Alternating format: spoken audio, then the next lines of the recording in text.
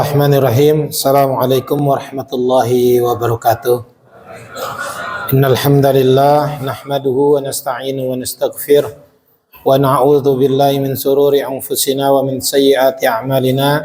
May yahdihillahu fala mudilla lahu wa may yudlilhu fala hadiyalah. Asyhadu an la ilaha illallah wahdahu la syarika lahu wa asyhadu anna Muhammadan abduhu wa rasuluh. Allahumma shalli wa sallim ala nabiyyina Muhammadin wa ala alihi wa sahbihi wa barik wa sallim. Rabbi shrah li sadri wa yassir li amri wahlul 'uqdatam min lisani yafqahu qawli. Allahumma arhamna bil Qur'an. Bapak Ibu jamaah, adik-adik sekalian yang insyaallah dimuliakan oleh Allah Subhanahu wa taala, mari kita selalu memanjatkan puja dan puji syukur kita kehadirat Allah dengan sebenar-benar kesyukuran. Semoga Allah Subhanahu wa taala selalu memberikan keberkahan kepada kita, kepada keluarga kita, kepada anak-anak keturunan kita sampai nanti kita menemui ajal kita. Salawat serta salam semoga selalu tercurah kepada junjungan Nabi besar kita baginda Rasulullah Muhammad sallallahu alaihi wasallam. Allahumma shalli wa sallim ala nabiyyina Muhammadin wa ala alihi washabihi wa barik wasallam. Bapak Ibu jamaah serta adik-adik yang insya Allah dimuliakan Masjid Mutiara Hikmah yang insya Allah dimuliakan oleh Allah. Alhamdulillah kita sudah di hari ke-17 ya insya Allah. Mungkin karena tanggalan Masehi sama tanggalan Hijriah hampir sama ya. Karena sama-sama tanggal 1 ya. Alhamdulillah semoga ini semuanya kita bisa mendapatkan keberkahan sampai Ramadan akhir. Allah Subhanahu wa taala memberikan keberkahan kepada kita semuanya. Bapak Ibu jamaah yang insya Allah dimuliakan oleh Allah, ada yang ingat nggak tadi saya baca rakaat kedua itu bunyi ayatnya apa itu? Dan mohon maaf saya cuma pendek-pendek aja bacanya, satu ayat dan juga nanti taraweh juga gitu, nggak banyak-banyak, paling 2 ayat saja ya, nggak usah panjang-panjang. Yang penting ngerti aja. Ngerti nggak yang saya baca ke rakaat kedua tadi? Apa bunyinya? Ya ayyuhallazina amanu qu anfusakum wa ahli nara. Saya yakin kita paham artinya. Ya ayyuhallazina amanu, wahai orang-orang yang telah beriman, qu anfusakum, jaga diri-diri Anda, jaga diri-diri kalian, wa ahlikum, dan jaga juga keluarga-keluarga kita, termasuk istri, anak, dan cucu-cucu kita. Ya, dari apa? An-nar, dari api neraka. Bapak Ibu jamaah yang insya Allah dimuliakan oleh Allah, kalau kita nggak jaga, kira-kira jaganya dengan apa yang seperti ini? Jaganya dengan apa? Kita bisa jaga anak, istri, cucu-cucu kita dengan apa? Coba. Tahun 2025 awal Januari media digemparkan di Jakarta, Lebak Bulus, perumahan elit seperti ini. Anak orang baik-baik, anak orang insinyur keluaran dari universitas terbaik di Indonesia, ibunya juga. Anak ini anak baik, SMA akselerasi, lalu nggak punya di handphonenya, nggak ada main game macam-macam. Aktivitasnya hanya apa itu, coding itu apa saya nggak tahu juga. Cuman coding katanya gitu ya. Hah?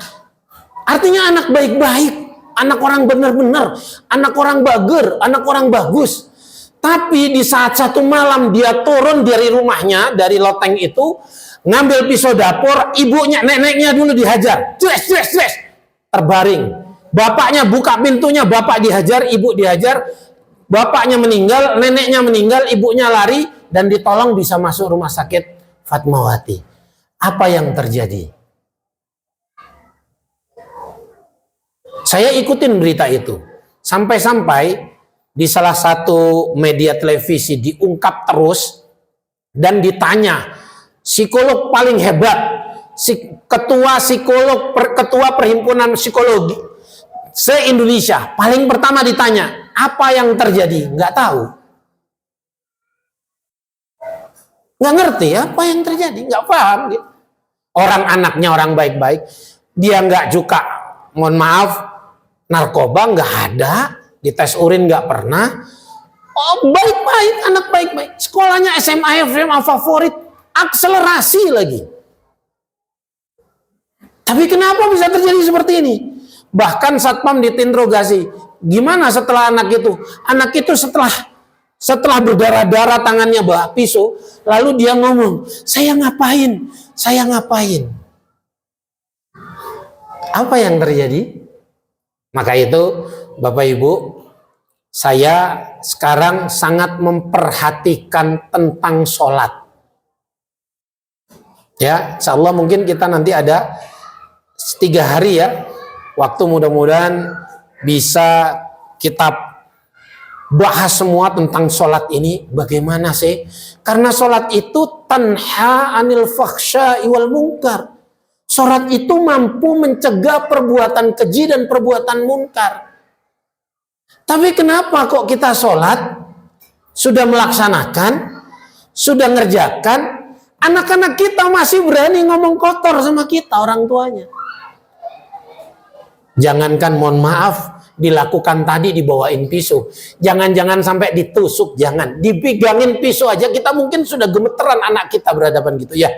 Atau jangan-jangan begitu, baru dibentak aja sama anak kita, mungkin kita sudah hancur hati kita, gemeteran. Padahal anak kita sholat. Padahal anak kita sholat kok.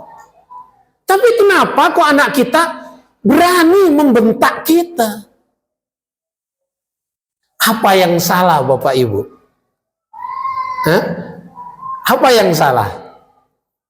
Makanya Bapak Ibu jamaah, saya itu betul-betul memperhatikan sekali ya.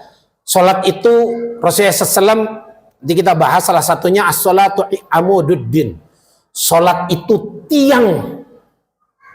Dan syaitan, iblis dari kalangan iblis, itu menghancurkan paling pertama pondasi kita, sholat. Lihat aja anak-anak. Lihat anak-anak kita, sholatnya ada yang benar nggak? Lihat aja anak-anak kita, cucu-cucu kita, ada nggak sholatnya yang benar? Coba. Ini diperhatikan, kalau bapak ibu ngajarkan anaknya, nitip sama guru ustadz di pesantren, di Taman Pendidikan Al-Quran, tolong diajarkan tentang sholatnya. Saya alhamdulillah pegang rumah Quran itu, kalau di Bandung ini, di Cimahi ini sudah hampir 10 tahun. Dan baru 1 tahun, belum 1 tahun, baru 3 atau 4 bulan di rumah komplek. Alhamdulillah sekarang nggak ada anak sholat main-main. Di masjid komplek kami nggak ada. Sholat bunyi suara anak itu nggak ada. Ya, kita ajarkan, kita jaga dia mulai dari sholat. Sholatnya Masya Allah. Mohon maaf sekali lagi, mohon maaf. Saya pernah ngajak istri saya ke sini sholat. Ada anak perempuan sudah SMP, sholatnya masih main-main. Sudah takbir nih, Allahu Akbar. Sudah baca imamnya. Anaknya masih keliling-keliling, masih ketawa-ketiwi. Nah, ini perlu perhatian. Jadi Dewan Kemakmuran Masjid bukan saja memakmurkan masjid dengan acara, tapi juga anak-anak juga perlu diperhatikan. Ya, anak-anak juga perlu diperhatikan. Kalau bacaan imam minta dipendekin, gampang. Saya mah nomor 1 pasti saya pendekin, nggak usah khawatir. Ya, pasti saya pendekin. Saya nggak pernah panjang-panjang kok. Saya panjang kalau sholat tahajud sendirian. Makanya itu nilai ustadz itu gampang. Kalau ustadz itu sholat wajibnya lebih panjang dari sholat sunnahnya, berarti dia nggak ngerti sholat.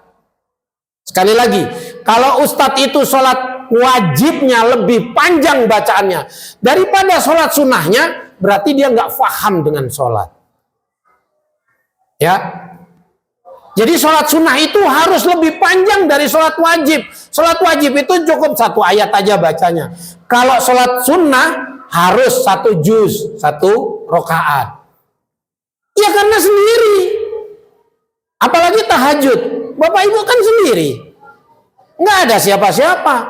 Sholat aja yang lama. Baca yang faham. Baca yang mengerti sama Al-Qurannya. Nanti kita bahas di tanggal 22 insya Allah. Selama 3 hari. Saya sudah siapkan materinya semuanya. dan insya Allah nanti ada pelajaran juga bisa menerjemahkan Al-Quran. Di akhirnya ya sudah kita bikinkan kamus untuk menerjemahkan, juga tabel juga untuk bisa menerjemahkan Al-Quran dalam sistem 100 ayat yang dibikin oleh keluarga saya, bapak saya sendiri, dan saya juga kalau dibilang pewaris sanatnya, nomor 1 sanatnya. Jadi bapak-bapak nggak usah khawatir, sanatnya langsung sama saya. Ya, itu nanti belajar bagaimana sih enaknya kalau kita dibacakan ayat Quran saat kita sholat. Subhanallah, kita ngerti yang dibaca. Masya Allah, itu betul-betul indah. Maka itu sekali lagi melalui ceramah tarawih ini, Bapak Ibu jamaah yang insya Allah dimuliakan oleh Allah, serta Bapak-bapak DKM dan pengurus DKM, anak-anak muda, anak-anak pengurus DKM, saya berharap untuk ayo kita tertibkan adik-adik kita, anak-anak kita dalam melaksanakan sholat. Syaitan itu memang menghajar pertama itu di sholatnya, dibikin main-main. Apalagi Bapak coba lihat di media sosial. Ada bapak-bapak sudah tua, sholat itu kakinya masih begini-begini, masih bahkan sudah takbir, Allahu Akbar. Isukan reka mana? Bagaimana sholatnya seperti ini? Ya, gimana kalau sampai terjadi nauzubillah min zalik summa nauzubillah. Sekali lagi, bapak-bapak, ibu-ibu, hanya cuman dibentak sama anaknya saja, pasti bapak ibu sudah nggak enak hatinya. Nauzubillah min zalik sampai terjadi seperti demikian. Sekali lagi, itu anak bukan anak-anak, mohon maaf, bukan anak-anak, mohon maaf sekali lagi, bukan anak-anak terlantar, bukan broken home, bukan. Anak-anak baik-baik. Ya, anak baik-baik. Maka itu, hayu belajar sholat yang benar. Ditertibkan mulai dari anak kita, cucu kita, yang siapapun yang bagian dari keluarga kita. Jaga sholatnya. Kalau Bapak Ibu belajar cara kaifiyah sholat, sampai Bapak Ibu mungkin ada yang saking berbantah-bantahan, nggak pakai kunut, sayang, sampai berbantah-bantahan. Itu nggak usah dibahas. Gimana caranya bahas sholatnya bisa khusyuk? Gimana anak-anak kita sholatnya bisa tertib? Gimana anak-anak kita sholatnya bisa tenang? Gimana caranya anak-anak kita sholatnya betul-betul faham apa yang dia kerjakan hari ini? Apa dia berdiri hari ini? Untuk apa dia berdiri hari ini? Itu kita ajarkan kepada mereka. Mudah-mudahan insya Allah 3 hari besok bisa saya bahas semuanya. Dan saya ingin, ayo kita semuanya hadir, faham bagaimana sholat yang benar, faham bagaimana sholat yang bisa benar. Wa aqimis sholah inna sholata tanha anil fakhsya'i wal munkar. Itu yang bisa saya sampaikan, kurang lebihnya mohon maaf. Akhirul kalam billahi taufiq wal hidayah. Nasrun minallahi wa fathun qarib. Assalamualaikum warahmatullahi wabarakatuh.